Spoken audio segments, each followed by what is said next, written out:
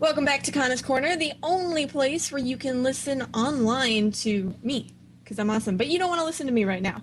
You want to listen to LimeBarb. That's who I have with me today. Hello. And now you run a amazingly famous cosplay website. What originally got you into cosplay so long ago? Oh, wow. I went to a convention in my sophomore year of high school. It was actually Otakon back when it was in Virginia, and I did not realize that other people cosplayed, that anybody dressed up at all. And so when I went and saw everyone in costume, I was like amazed and inspired. And so I was determined at that point that the next year I would go and have as best of a costume as I could muster. And did you sew that first time, or did you, go to Walmart? I sewed. I bought fabric and I sewed, and I didn't really know how to sew at the time, but I took apart some of my old clothing and used them as basic patterns to make what I was trying to achieve, and it definitely was a piece of garbage compared to what I can do now. But at the time, I was very proud of it because, I was like 17, and it was a big achievement for me back then. Well, cosplaying is one thing, but, basing a whole business off of cosplay is something completely different. How did that originally start? It's a weird story, actually. I was in college for illustration, and I was doing my own cosplay costumes just as a hobby. And I had, I don't know, I guess I had just started to get really popular in doing my own cosplay costumes, and I had numerous people contact me about making costumes for them. So then I just decided I would go for it and wound up switching my major to fashion design, and then I don't know, I was in the right place at the right time for the business to just get like bigger and bigger and more popular. So within a year of really launching the cosplay section, that became my full-time job. Now, from my awareness, you started in the early 2000s, and that's what you could say was like the North American anime boom. Yeah, How definitely. how did you react kind of with all the popularity? Because I'm sure, people swarmed in once they knew. Um, I don't know. It was in terms of like personal popularity or just store popularity. The store being successful and so many people wanting costumes and whatnot. It was kind of overwhelming at times. Um, at the time, I didn't really know what I was doing. Like I was trying to run a business, but I had no experience running a business, and I had a business partner at the time that wasn't amazing, and I did make a lot of business mistakes early on, but all I could do was work my butt off and eventually learned how to do everything that I was doing better and more professional. So, but at the beginning, it was very kind of overwhelming. Now, did you have to do any advertisement, or did it sort of just spread around in the cosplay community for the site and the store? It was all mostly word of mouth. I mean, I've taken out a couple like monthly ads here and there. I've had ads on cosplay.com every once in a while, but for the most part, it's just been word of mouth. And I think me and friends of mine who are wearing costumes of mine, just being out and about in the convention scene and talking to people and being friendly is what has gotten us a majority of our orders. Now, do you still attend conventions, or do you just not have time? It depends. Last year I took this huge hiatus from making cosplay costumes for myself because I just was kind of, I don't know, I felt a little jaded, I suppose, from the whole convention scene. And I started doing performing burlesque last year, so that kind of took up my obsession. And now I'm trying to combine the two somehow, bizarrely enough. And I don't know, I'm trying to get back into it now, so I'm actually going to OhioCon this weekend. So I like to when I have time, but I don't always necessarily have the time. Right, For, I understand. yeah. For And example, I had all these, I was thinking and dreaming of all these elaborate cosplay projects to make for myself leading up to OhioCon, but in the end, I was only able to finish up two costumes that I started 6 months ago that have been sitting like 90% complete in the closet, and so I just drug those out and finished them because I really just didn't have time to make anything new. See, I know how that feels. I have like 10 conventions scheduled for this year, and apart with the radio station and everything else, I'm like, how am I supposed to make new costume? You're just supposed to not sleep ever. Basically, that's essentially what Sangolm has done, not sleeping. But my curiosity stems from now you have a huge team of people a part of the site and everything. How do you get such a, generate such an interest to basically get employees, or are they all interns? We have we're currently in the slower season, so we're working at minimal employee capacity, but we have myself, which is full time and a half, and Felicia, who is the secretary and my assistant and the person who keeps me organized and keeps me from going crazy. So she definitely has the next biggest job next to mine. And then we have a part-time prop person, another part-time seamstress, and then we have 3 interns. And during the busiest part of the summer, it practically doubles from that. Oh, con Um, season must drive you guys nuts. oh yeah, con season. It's starting in like 2 months. It's gonna get super busy. Well, that's kind of the enjoyment, though. You always have something to do, and it Yeah, definitely seems that's like it's your passion. yeah. Do you ever, or did you at any time ever compete in cosplay, yeah, like competitions or anything? I did. I was a pretty avid competer for a while, and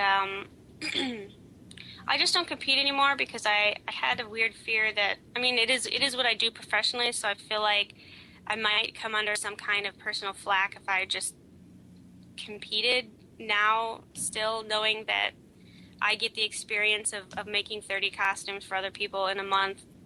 I mean, I felt like if I personally had something that was truly an achievement for me, where I did things that I don't normally do, like skills that I had to learn just for this project, then I might consider competing in it just because I feel like that's better than just whipping something out that I've done 1,000 times and competing just for the award. I feel like that's kind of rude in a way. I don't know.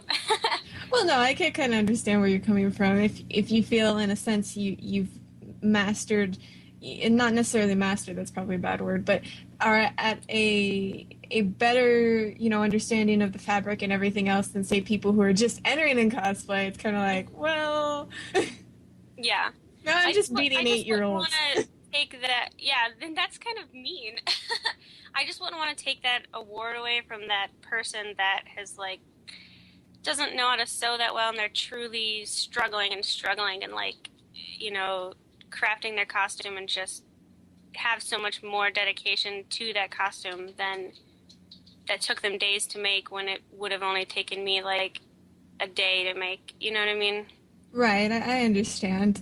And we're going to go to a very short break, but when we come back, we'll be here with Barb Staples, only on 918 Fan. Everything you want to hear, nothing you don't. 918thefan.com. Have you logged on today? Who, me? No, no? iStock's daily news show, video reviews, articles, forums, in an anime directory. Don't get left behind. Log in today. Only on 918thefan.com? 918thefan.com. All right, 918thefan.com. Hey, this is Kana's Corner, and I'm talking with Barb Staples, known as the big head honcho at LimeBarb.com. Hello again. And actually, we were talking behind the scenes about foreign competition, since that seems to be a big boom now. Oh yeah. I don't really feel like we have that much drama or that all the various eBay businesses have taken away from our business that much. I mean, I've definitely noted that we have to do less simple costumes, like less Naruto or Bleach costumes, because I think people tend to either make them themselves or go with the Hong Kong ones. But that's kind of good for us because people specifically go to us most of the time for complex costumes, because I would say that's what we're known for, is the ability to do both custom work and really complex things that you just can't trust a $50 costume from Hong Kong to necessarily fill that fill that role for you.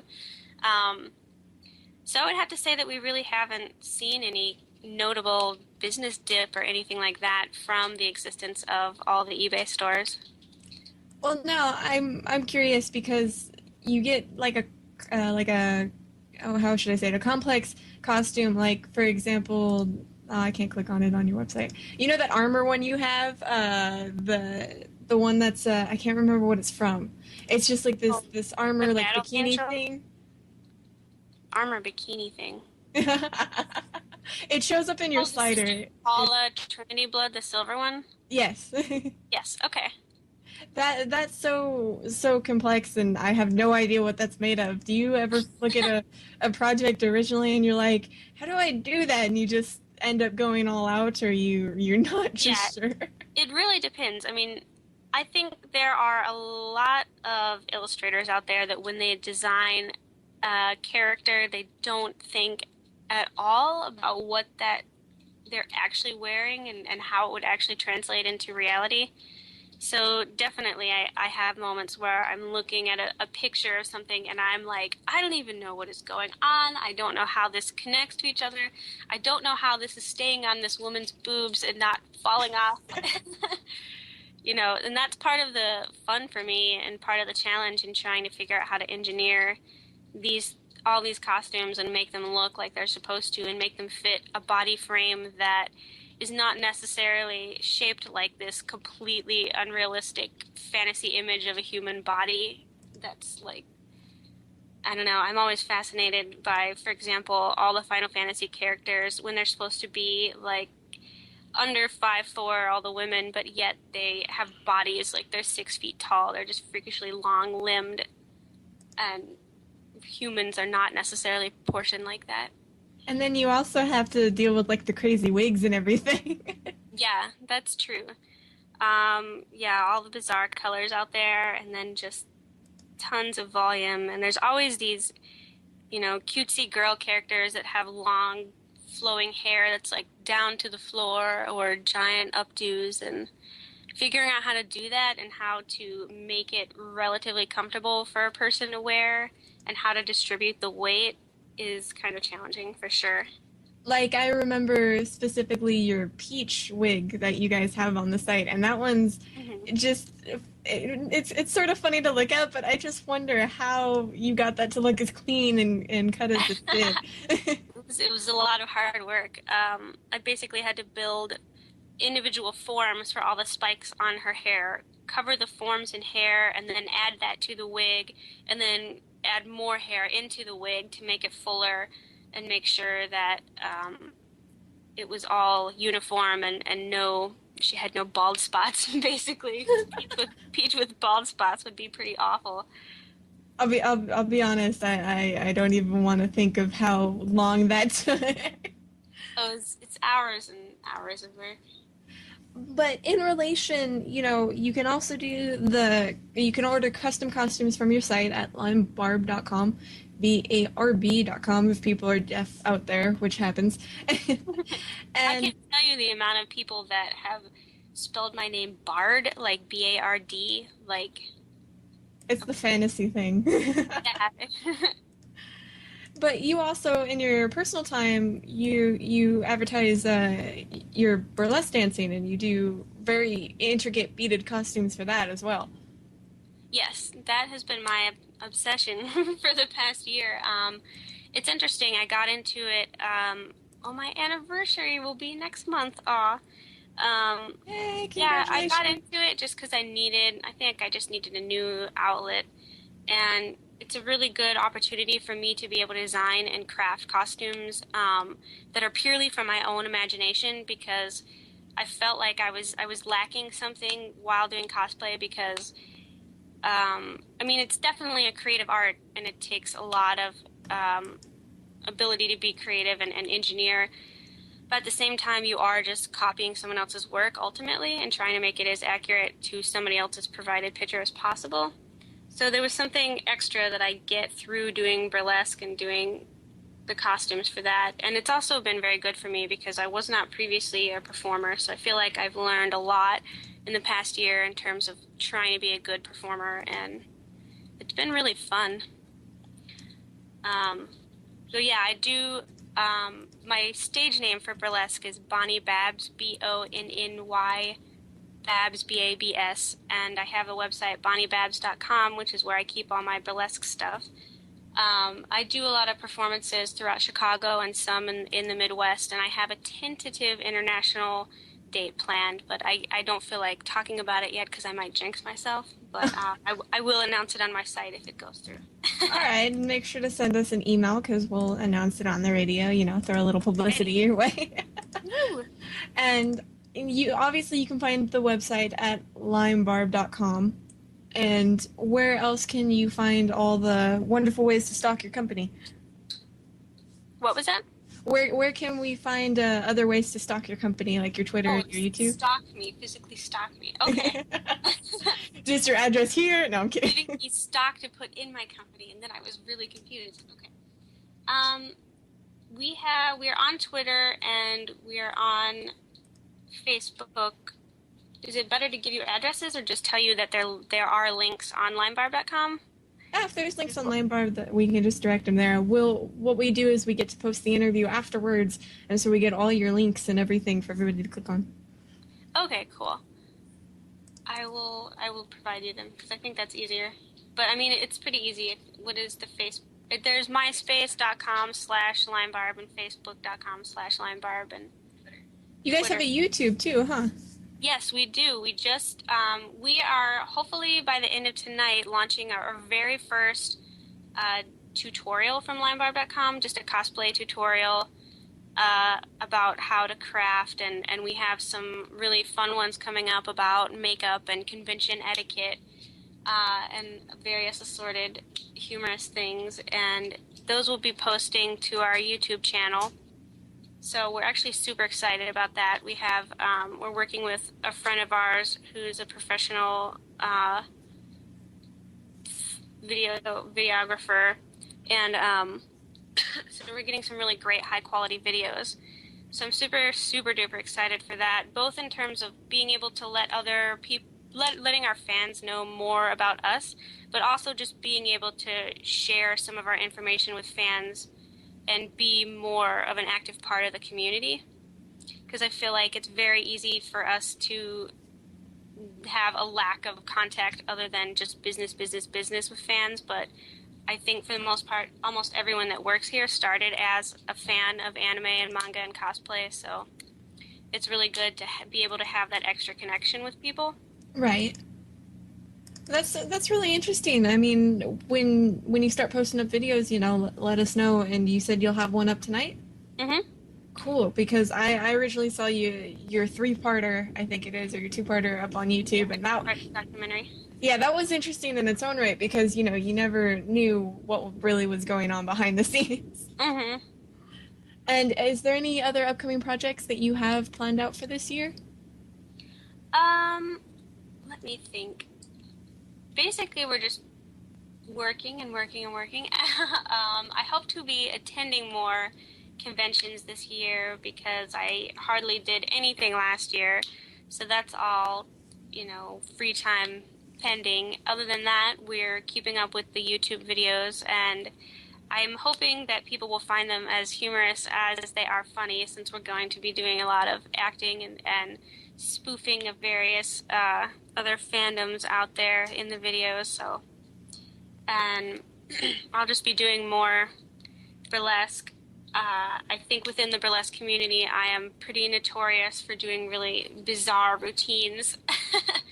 For example, I have a routine currently where I am announced as the sexiest little mermaid, and then I come out on stage in a reverse mermaid costume with a giant fish mascot top and sexy girl legs on the bottom.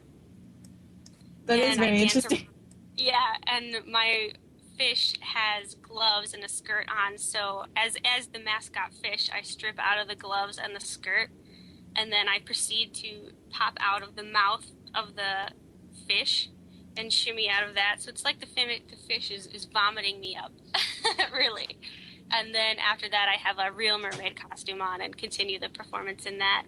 So more ridiculous concepts on the burlesque front coming up. Well, that is interesting to know, and our time here is growing short, sadly. So I was wondering if you would be interested in going or participating in a 918 the fan tradition, Okay. and it won't hurt you, I swear. But basically, we were wondering if you could do a bump for us. A bump? Yes, it's essentially where you say, "My name is insert here. I do this." And you're tuned in to 918 the fan. I can type it out for you if you can't Yeah, remember. that would be great. Because even though it sounds simple enough, I swear I will probably. Oh no, it's okay. I've had even voice actors. They do it like 4 times. They're like, "What am I doing?" Bullet typing. Woo! That sounds fast. Yeah, I get that a lot. Okay, how do I see this in the body of the email? Or in the Oh, body? it's in the. It just scroll down to the bottom of like the typey thing in Skype. Oh, it's way up at the top. No wonder I was so confused. Wow. Alrighty. Let me try. This might take me a couple times. I should probably just say LimeBarb. I think that's the easiest. Yeah, that'll work. Okay. Hi guys, my name is LimeBarb. I own LimeBarb.com, cosplay commission business, and you're tuned in to 91.8 The Fan. Perfect. You got it on your first try. Yay! And we really appreciate you being on the show. Is there anything else you want to tell our listeners out there? I think that is about it. Just check out all my pages and check out the YouTube channel and write me and say hello. And hopefully I'll see anyone at OhioCon who's attending. Come up and say hi. And we will make sure, if you missed any of this interview, to post it up later tonight or tomorrow. So stay tuned to 918 The Fan, and thank you very much for joining us.